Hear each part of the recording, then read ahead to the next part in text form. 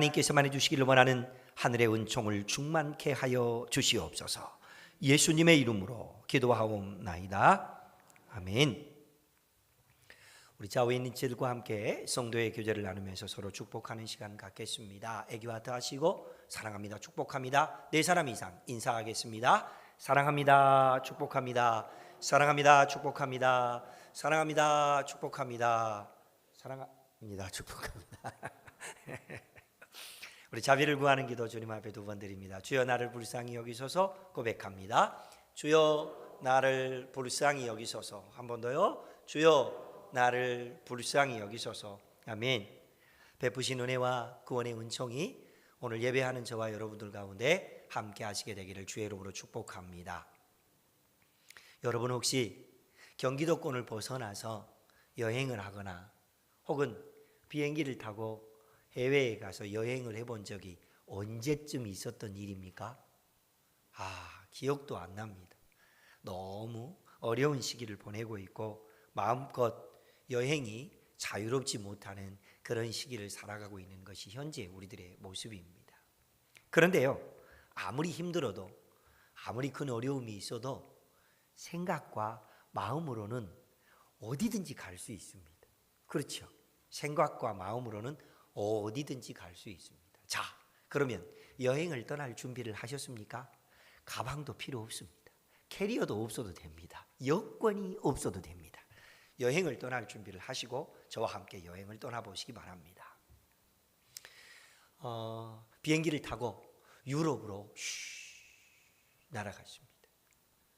이탈리아에 도착해서 요즘 세계 축구계를 핫하게 만들고 있는 김민재 선수가 뛰고 있는 이탈리아 축구 경기를 마음껏 관람하면서 김민재 하고 연호를 하고 기쁘게 축구 경기를 관람을 했습니다.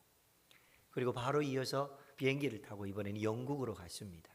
우리 한국 최고의 선수이자 세계의 모든 축구 팬들이 늘 축구 팬들에게 사랑을 받고 있는 손흥민 선수가 토트넘 경기에서 열심히 축구를 하고 있습니다. 얼마나 신날까요?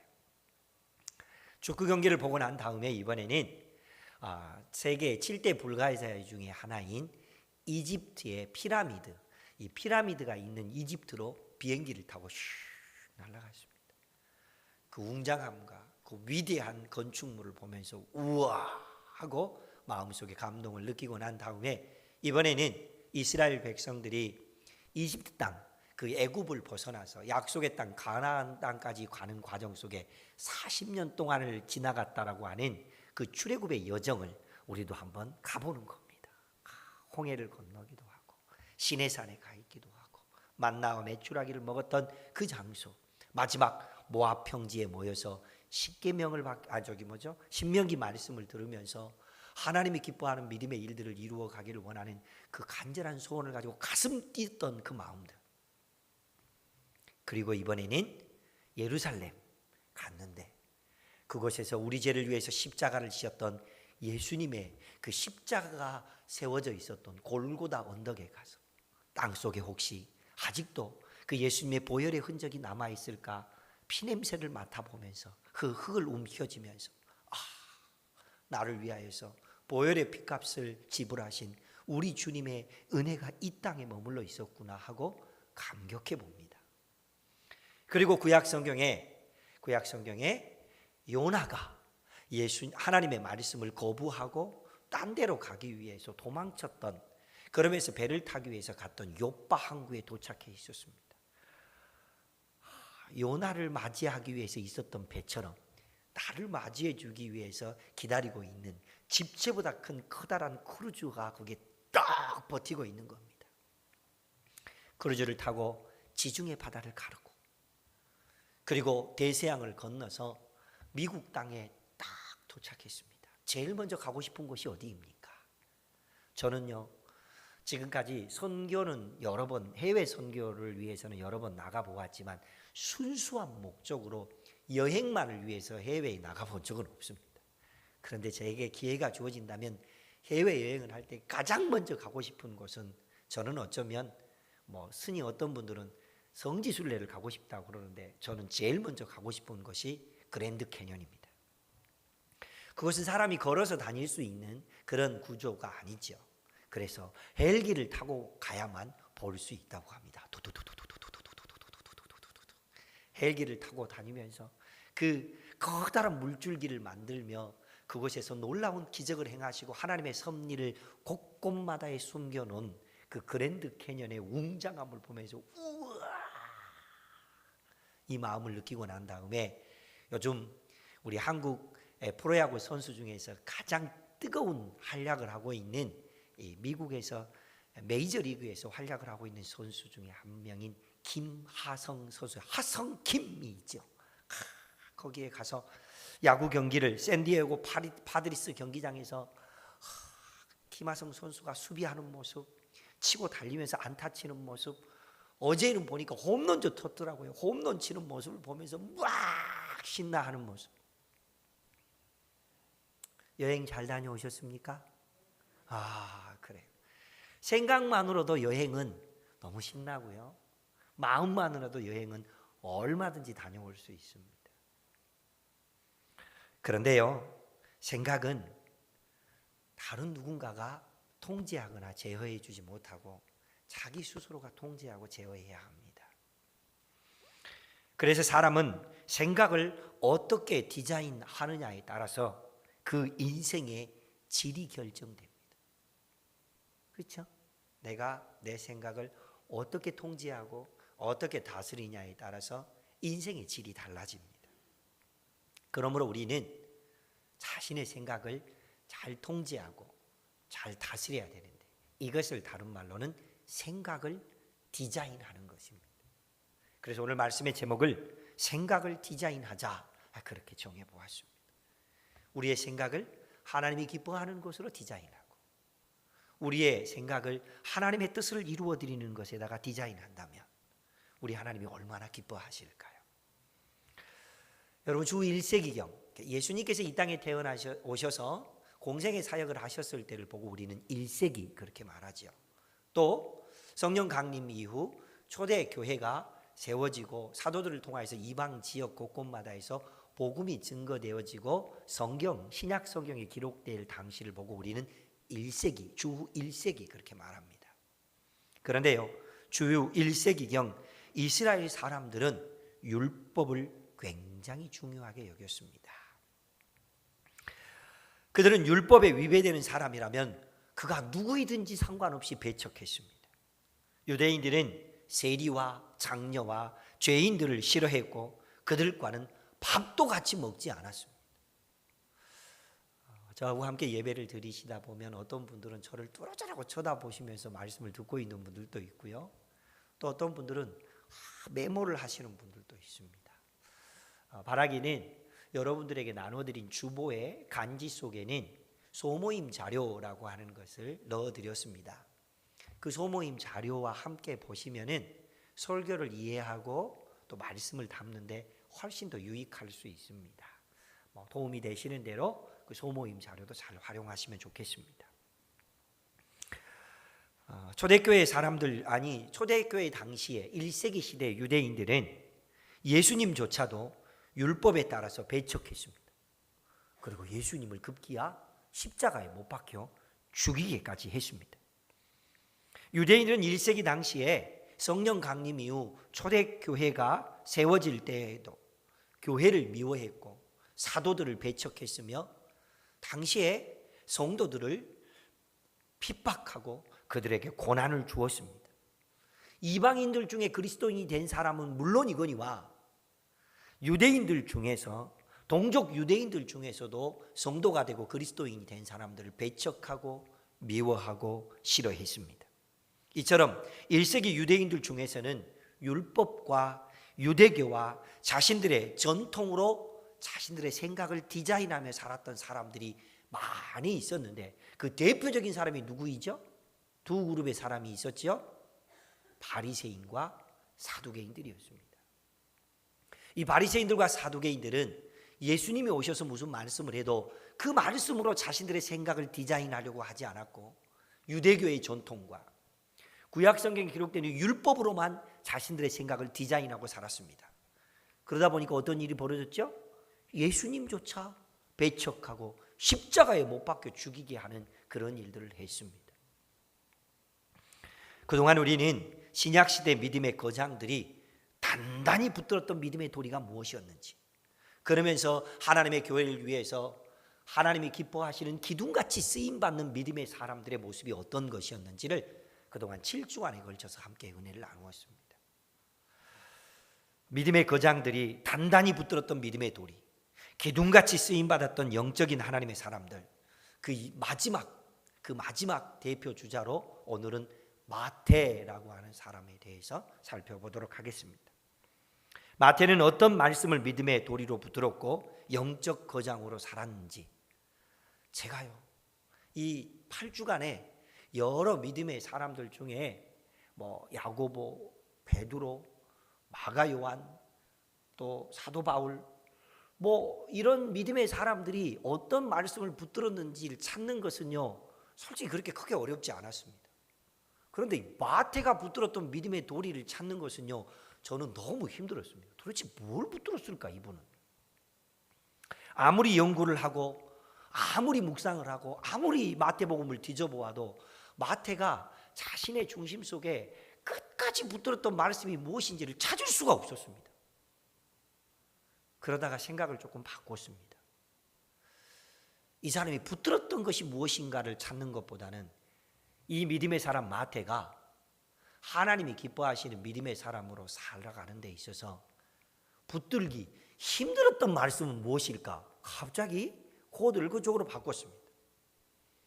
무엇이 마태가 붙들기 힘들었고 예수님이 하신 말씀에도 불구하고 그 말씀을 순종하거나 따르지 못하고 거부감을 느낄 수밖에 없게 했던 말씀은 무엇이었을까 하고 생각해 보았더니 그게 바로 마태복음 5장부터 7장까지 기록되어 있는 산상수훈 말씀 중에, 그것도 특별히 오늘 본문에 기록되어 있는 5장 44절 말씀은 진짜로 품거나 순종하기 힘들었겠다라는 마음이 들었습니다. 그 말씀이 무엇인지 다시 한번 볼까요? 44절 함께 읽습니다. 시작. 원수를 사랑하며 너희를 박해하는 자를 위하여 기도하라. 여러분 한번 물어보실래요? 집사님, 이 말씀이 쉽습니까? 어렵습니까? 시작. 아니 나 말고 옆에 있는 분에게 물어보라니까. 시작. 어째 웃으세요? 물어보라니까요. 여러분, 원수를 사랑하는 것이 쉽습니까? 나를 힘들게 하고 박해하고 나를 배척하는 사람들을 위해서 기도하는 일이 쉽습니까? 저도 안 되더라고요, 솔직히 말하면. 그래서 우리는 책에 기록되어 있는 대로 원수 이렇게 읽지만은 이렇게 말하지 않지요. 뭐라고 말하죠? 왼수라고 말하죠. 이 왼수를 어떻게 사랑하냐고. 나를 힘들게 하고 배척하고 나는 기도하면서 하나님의 뜻을 이룬다라고 하지만은 나를 오히려 힘들게 하고 배척하고 핍박하는 사람을 위해서 기도하라고요? 제가 생각해 보니 이게 참 쉽지 않은 일이더라고요. 제가 이곳에서 지금 말씀을 굉장히 차분하게 이렇게 전하고 있지만 저도요 화가 날 때가 많습니다. 그러면은요 원수를 사랑한다고요? 나를 핍박하는 자를 위해서 기도한다고요? 잘 못해요. 어떻게 알 수 있는 줄 아세요? 예, 제 아내한테 한번 물어보세요.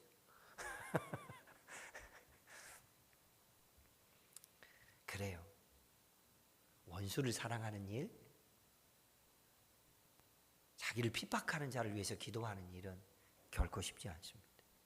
그런데 그들이 저기 멀리 있는 모압 땅 사람도 아니고 암몬 사람들도 아니고 이집트 사람도 아니고 자기 동족 유대인들이 나를 그렇게 힘들게 하고 나를 원수처럼 여기고 나를 박해하고 핍박한다. 어떻게 그들을 사랑합니까? 어떻게 그들을 위해서 기도합니까? 절대로 쉬운 일이 아니었을 것입니다. 유대인들로부터 박해를 받은 사람이 참 많이 있었겠지만은 마태는 대표적인 피해자였습니다. 왜 그랬을까요? 그는요 예수님을 따르는 제자가 되기 전부터 직업이 세리였기 때문에 사람들로부터, 가버나움에 살고 있는 사람들 모두 다 모두 다 마태를 보면서 손가락질했습니다. 좀 매국노 같은 사람 하면서 미워하고 배척했습니다. 그가 예수님을 믿고 난 다음에 주님의 제자가 될 때에는 사람들이 환영했습니까? 천만의 말씀입니다. 예수님조차 싫어했는데 예수님이 제자쯤이야 뭐 배척하고 또 미워했습니다. 그러면 그가 나중에 성령 강림을 경험하고 교회의 일꾼이 될 때는 사람들이 우와 마태 사도가 왔다라고 그를 환영하고 받아들여줬습니까? 천만의 말씀입니다. 사도들이 전하고 있는 것은 복음이었고 율법이나 혹은 유대교의 전통보다 예수님 말씀을 따르고 순종해야 된다고 가르쳤기 때문에 유대인들은 사도들을 미워했습니다. 마태는 또 피해자가 될 수밖에 없었습니다. 그래서 성령 강림 이후에도 할례와 율법을 거부한다 해서 이스라엘 땅에서도 이방 지역에서도 마태는 유대인들로부터 극심한 박해를 받을 수밖에 없었습니다. 어떻게 했을 것 같습니까? 그러면 제자로서 마태는 예수님 말씀을 늘 품고 살았을 것이며 또한 마태가 가장 품기 힘들었던 말씀, 순종하려고 할 때 거부감이 느껴질 수밖에 없었던 말씀을 생각해 보니 원수를 사랑하라고 하는 말씀, 박해하는 자를 위해서 기도하라고 하는 말씀이 생각났습니다. 뿐만 아니라 예수님은 그 말씀에 이어서 이렇게 말했습니다. 너를 사랑하는 자를 사랑하고 너를 향하여 특별히 관심을 갖는 사람을 향해서 너도 관심을 갖는 일은 누구도 할 수 있는 일이다. 그냥 다른 직업을 말해도 되는데 굳이 예수님은 세리들도 그렇게 할 수 있는 일이라 이렇게 말하니까 이 말씀을 받는 세리였던 마태는 굉장히 불편했을 것 같습니다. 아마 그때 당시에 목사가 있었더라면 목사들도 그렇게 할 수 있는 일이라 그렇게 말했다면 목사인 저도 굉장히 불편했을 것 같습니다. 마태는 자신을 미워하는 사람, 예수님과 다른 제자들과 자신을 배척했던 유대인들, 자신을 밖에 있던 유대인들을 원수로 여길 수밖에 없었습니다. 그렇지만 마태는 그 원수로 여길 수밖에 없는 환경을 극복해냈습니다. 이렇게 했지요. 따라합니다. 자기 생각을 따라합니다. 자기 생각을 감정으로 디자인하지 않고 예수님 말씀으로 디자인했다.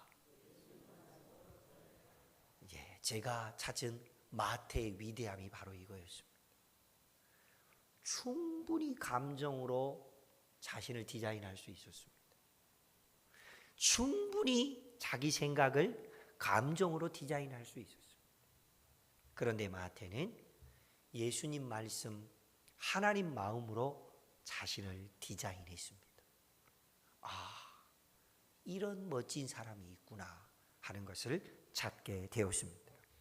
그는 제자가 된 다음에도 나중에 성령 강림을 경험하고 교회의 지도자가 된 다음에도 하나님이 기뻐하신 일들을 이루어냈는데 그의 삶이 구체적으로 어떤 모습이었는지 한번 찾아가 보도록 하겠습니다. 첫 번째, 부름을 받고 제자가 되고 난 다음에 마태복음 9장 9절로 11절에는 세리 마태가 가버나움의 세관에서 세리로서 역할을 하고 있다가 예수님 말씀을 듣고 제자로 부름을 받는 장면이 기록되어 있습니다.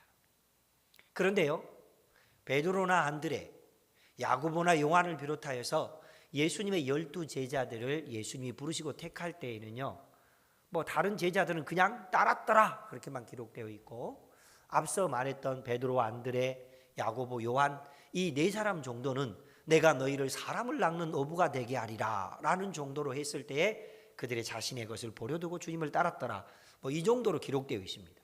그런데 아주 특별히 마태가 주님의 제자로 부름을 받을 때에는 아주 디테일한 내용이 기록되어 있습니다.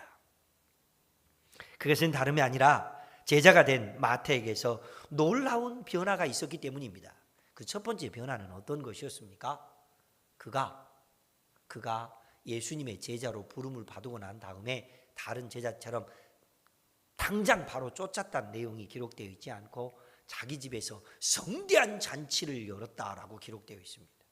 근데 그때 초대받은 사람이 누구이냐? 자기가 세리인 것을 미워했던 유대인들, 자기처럼 세리의 직분을 가지고 있었던 사람들,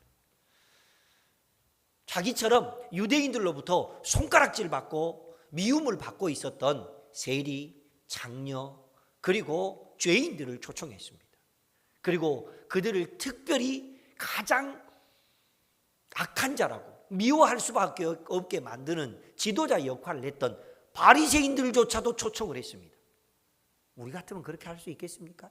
내 집에 잔치를 했는데 나 미워한 사람을 초청한다고요? 다른 사람들이 별로 싫어하는 사람을 초청한다고요? 절대 못합니다. 그런데 마태는 자신을 거부하는 사람조차도, 자신처럼 피해자가 되어 있는 사람조차도, 자신이 피해자가 될 수밖에 없도록 지도자 역할을 하고 민족과 백성들의 생각을 디자인해내고 있는 바리새인들조차도 다 집으로 초청했습니다. 뭐 했을까요? 간증했습니다. 뭐라고 간증했을 것 같습니까? 아마 성경에 기록되어 있지는 않지만은 그는 이렇게 간증했을 것 같습니다. 나는 이제 세리가 아니고 하나님의 아들 예수가 불러준 제자입니다. 할렐루야. 우리의 모습 속에는요, 지난날 나 자신이 생각해 보아도 또 남이 보았을 때 별로 이렇게 마음에 들지 않는 모습들이 있을 수도 있습니다. 그러나 주님은 이전에 우리의 모습을 기억지 않으십니다. 오늘 내가 주님이 기뻐하는 제자로 살려고 할 때, 오늘 내가 하나님의 아들 예수가 나를 택하여 부르셔서 구원 얻게 하신 하나님의 자녀로 살게 하신 이 은혜만 있으면 됩니다. 할렐루야. 그렇습니다.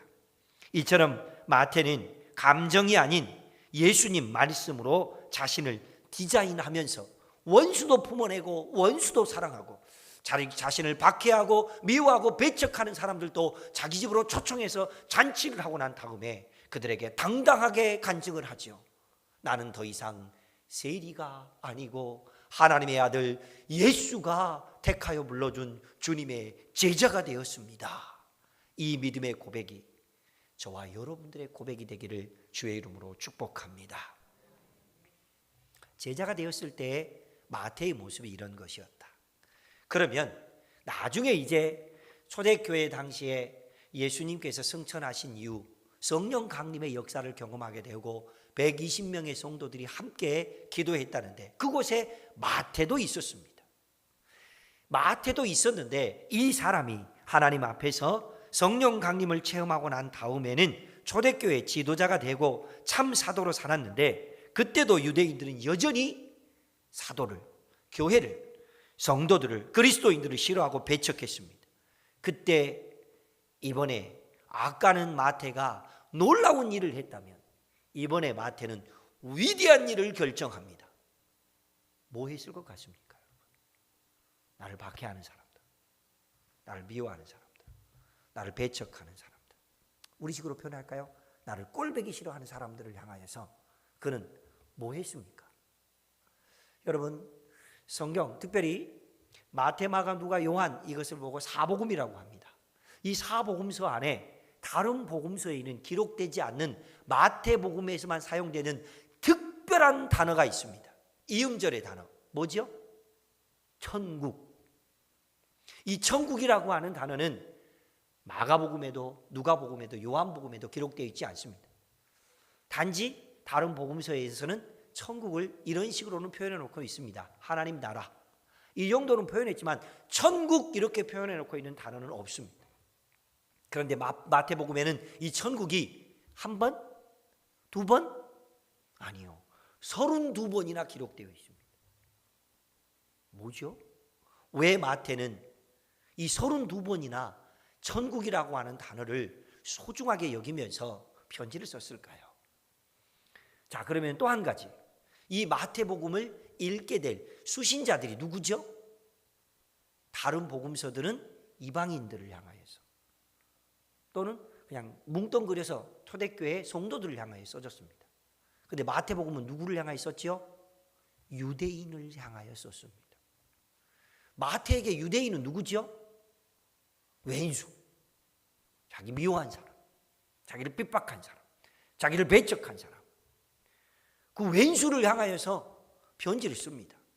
하나님이 당신들을 사랑하시고 구원하기 위해서 예수님을 이 땅에 보내셔서 예수님께 행하신 기적과 이적을 통하여 그가 하나님의 아들이신 것을 알려주셨고 결국 그가 십자가에 못 박혀 죽으셔서 부활하셨습니다. 그 예수님을 믿는 자에게 하나님의 자녀된 기쁨이 더해집니다라고 하는 이 천국 복음을 나를 미워하는, 나를 배척하는, 나를 핍박하는 유대인들을 향하여 써야겠다라고 하는 위대한 결심을 하게 됩니다. 우리 같으면 어떤 결심을 할까요? 네가 나를 미워했다고? 네가 나를 배척했다고? 네가 나를 핍박했다고? 그럼 실력을 키워야죠. 중국 무술처럼 어디 산속에 들어가서 무술을 익히든지 칼을 갈든지 해서 만나기만 해봐라. 이것을 그냥 아마 이게 우리 마음 아닌가, 솔직히 말하면. 그런데 성령 체험을 경험하고 초대교회의 지도자가 되고 하나님이 기뻐하는 영적인 리더가 되고 야고보와 베드로와 또 요한처럼 교회의 기둥같이 쓰임받는 일꾼이 되고 난 다음에 하나님의 사람이 된 마태는 어떻게 했다고요? 편지를 썼습니다. 유대인들을 향하여 그들에게 예수 사랑을 흘려보내고 구원의 은총을 전해주기 위해서였습니다. 그러면 이 천국이라고 하는 말이 유대인들에게나 이 천국이라고 하는 말이 마태복음을 읽게 될 독자들에게 왜 그렇게 중요한 거예요? 왜 다른 복음서에서는 쓰지 않고 있는 이 천국이라고 하는 말을 마태는 32번이나 사용했을까요? 그 영적인 의미가 무엇일까요? 그 첫 번째로는 바로 이것입니다. 그 첫 번째로는 천국은 왕이신 예수님의 통치를 강조한 말이기 때문입니다. 할렐루야. 그렇습니다. 천국은 왕이신 예수님이 통치하시는 곳이 천국이라는 얘기입니다. 우리는 왕이신 예수님의 통치를 받고 살고 있습니까? 희망사항이잖아요. 물어보실래요? 옆에 있는 분에게 왕이신 예수님의 통치를 받고 살고 계십니까? 시작. 아니 나한테 묻지 말고요. 옆에 있는 분에게 물으시라니까요. 다시요. 왕이신 예수님의 통치를 받고 살고 계십니까? 희망사항이잖아요. 솔직히 말하면. 누가 방금 맞아요 그랬습니까? 이따가 아이고 간식이 없네. 아동부 같으면 달란트를 100달란트 더 드리겠는데 드릴 것도 없고. 아이고 죄송합니다. 아무튼요. 우리는 다 그렇게 삽니다. 그럼 솔직히 말하면 우리는 무엇의 통치를 받고 삽니까? 삐뚤어진 내 생각, 죄인인 내 생각에 나 스스로가 통치를 받고 살고 있잖아요. 그러니까 우리는 내 생각을 예수님 말씀으로 하나님 마음으로 디자인하며 살아야죠. 내 생각과 내 감정이 나를 주장하지 못하도록 해야 합니다. 그런데 마태가 바로 천국이라고 하는 말을 강조했던 이유는 예수님께서 우리의 왕으로서 통치하시는 곳이 천국이다라는 것을 알려주기 위해서 그렇게 썼습니다. 두 번째로는요, 천국이라고 하는 말은요, 관념적인 말이 아닙니다. 죽으면 가는 곳, 이런 관념적인 말이 아닙니다. 천국은요, 실천적인 말입니다. 천국은 실천적인 단어입니다. 이 실천적인 말, 실천적인 단어를 아주 자세하게 잘 표현하고 있는 것이 누가복음에 기록되어 있습니다. 누가는 예수님께서 하셨던 말씀을 이렇게 기록해 놓고 있습니다. 누가복음 17장 20절, 21절 말씀, 하나님 말씀을 우리 한 목소리로 같이 읽습니다. 보여주십시오. 네, 우리 한 목소리로 읽습니다. 제가 읽겠습니다. 바리새인들이 하나님의 나라가 어느 때에 임하니까 묻거늘 예수께서 대답하여 가라사대 하나님의 나라는 볼 수 있게 임하는 것이 아니요 또 여기 있다 저기 있다고도 못하리니 하나님의 나라는 너희 안에 있느니라. 아멘. 하나님의 나라는 장소적 개념이 아닙니다. 여기 있다 저기 있다 말하는 장소적 개념이 아니고 우리 눈에 볼 수 있는 그런 것도 아닙니다. 하나님의 나라는 어디 있다고요? 나와 너 사이에 있대요. 너희 안에 있느니라.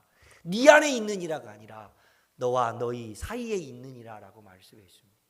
다시 한번 옆에 사람을 한번 보시기 바랍니다. 그 사람, 두 사람 사이에 하나님 나라가 있습니까 없습니까? 물어보세요. 우리 사이에는 하나님 나라가 있나 없냐 물어보시라니까. 우리 사이에 정말로 천국이 있냐 없냐 물어보시기 바랍니다. 여기서 하나님 말씀을 대언하고 있는 이 김 목사와 회중석에 앉아있는 여러분들 사이에 하나님의 나라가 있냐 없냐는 얘기죠. 우리의 가족들 안에는 하나님의 나라가 있습니까 없습니까? 우리 구역 식구들과의 사이에는 하나님 나라 천국이 있습니까 없습니까? 이것은 실천적인 문제이고 이것은 하나님이 말씀하시는 이 말씀은 관계적인 문제인 것을 우리는 기억해야 합니다. 결코 관념적인 게 아닙니다. 죽으면 가는 하나님 나라 천국이 아니라 이 땅 위에서 원수도 사랑하는 그 마음, 핍박하는 자를 위해서도 기도하는 그 마음으로, 하나님이 주시는 그 마음으로 우리가 디자인되지 않으면 이 땅 위에서 어느 누구도 천국을 경험할 수 없습니다. 그러므로 예수님이 천국이 장소적 개념이 아니고 관계적 개념이라고 말씀하고 계신 것을 우리는 기억해야 합니다. 원수를 사랑하고 박해하는 자를 위해서 기도했을 때 관계적 개념의 천국이 이루어지게 됩니다. 할렐루야. 마태가 단단히 붙들었던 믿음의 도리는 다른 어떤 믿음의 사람들처럼 아주 고상하고 어떤 거창한 그런 것이 아니었습니다. 누가 생각해 보아도 순종하기 힘들고 거부해만 할 것, 누가 생각해 봐도 마음으로 품기 힘든 원수를 사랑하고 자기를 핍박하는 자를 위해서 기도하는 바로 그것이었습니다. 마태는 이 말씀으로 자기의 생각을 디자인했습니다. 그래서 처음 제자로 부름을 받을 때에도 자기를 힘들게 했던 사람을 초청해서 잔치를 벌였고, 그 자리에서조차 바리새인들은 자기를 힘들게 하고 자기를 어렵게 하는 말을 할 때에도 그들을 향하여서 나는 더 이상 세리가 아닙니다, 하나님의 아들 예수가 택하여 준 주님의 제자입니다 라고 고백할 수밖에 없었던 그 마음을 우리도 품어볼 수 있기를 축복합니다. 성령 강림을 체험하고 난 다음에 모든 사람들이 자기를 미워하고 배척하고 핍박한다 할지라도 그 유대인들을 향하여서 하나님은 당신들을 사랑하십니다. 하나님은 예수님을 우리에게 보내셔서 왕이 되게 하셨고 그 왕이신 예수를 믿는 자에게 하나님의 자녀된 특권을 주셨습니다. 유대인 여러분, 예수님이 우리의 왕이십니다. 그래야 당신과 나 사이에, 그리고 여러분 사이에 하나님 나라 천국이 임합니다. 이 말을 마태복음에 기록해 놓고 있습니다. 그렇게 하나님의 사랑을 전해주며 살았던 사람, 그렇게 천국 복음을 알려주었던 사람, 이 믿음의 사람 마태를 우리도 한번 본받아 봅시다. 세상에는 참 아름답게 살고 멋지게 살았던 사람이 많이 있습니다. 그런데 제가 성경을 연구해보고 또 성경을 찾아보고 묵상해 보았더니 마태만큼 이렇게 위대하고 멋지게 산 사람이 없었습니다. 원수를 사랑했던 사람, 박해자를 위해서 기도했던 사람, 좀처럼 품기 힘들고 순종하기 힘들고 그래서 거부감을 느낄 수밖에 없었던 그것이었는데, 그 말씀을 감정이 아닌 예수님 말씀으로, 감정이 아닌 하나님 아버지께서 주시는 마음으로 자신을 디자인하고 주님의 사도로 쓰임받았던 사람을 기억해 본다면 오늘 저와 여러분들도 그렇게 멋진 믿음으로 살아갈 수 있기를 주의 이름으로 축복합니다. 사랑하는 성도 여러분, 예수님 말씀과 하나님 마음으로 자기의 생각을 디자인하면 어떤 일이 벌어집니까? 따라해 봅니다. 말이 달라집니다. 생각이 달라집니다. 표정이 달라집니다. 행동이 달라집니다. 지금 몇 년 예수님을 믿었습니까? 내 안에 정말로 내 생각이 말씀과 하나님 마음으로 디자인되고 난 다음에 내 말이 달라지고 생각이 달라지고 표정이 달라지고 행동이 달라지는 모습으로 살고 계십니까? 우리 모두 함께 마태를 택하셔서 그런 위대한 일을 행할 수 있는 믿음의 사도로 택하신 주님의 사랑을 기억하면서 그 주님께서는 오늘 우리도 택하셔서 그런 위대한 일을 해낼 수 있는 믿음의 사람으로 사용하시고 또 제자 되게 하시는 은혜를 베풀어 주실 줄로 믿습니다. 그러므로 주님, 내 생각을 주님 말씀으로 디자인하여 주십시오. 주님, 내 생각을 주님의 마음으로 디자인하여 주십시오. 이렇게 기도하며 믿음으로 살아갈 수 있기를 주의 이름으로 축복합니다. 주신 약속의 말씀을 붙들면서 함께 기도 제목을 정해 보았습니다. 기도 제목 같이 읽습니다. 보여주십시오. 시작. 주님, 내 생각을 디자인하여 주셔서 복음을 흘려보내는 축복의 통로로 사용하여 주옵소서. 왼수로 여겨야 될 사람이 있지요. 나를 핍박하기에, 나를 힘들게 했기에 품고 기도하기 힘든 사람이 있지요. 주님, 내 생각을 디자인하여 주십시오. 마태를 디자인하신 주님, 나를 디자인하여 주십시오. 그래서 나를 통하여 복음을 흘려내고 축복의 통로로 쓰임받는 믿음의 사람이 되게 해주십시오라고 주의 이름을 간절히 한번 부르면서 2분 정도 하나님 앞에서 기도하며 나아갑니다.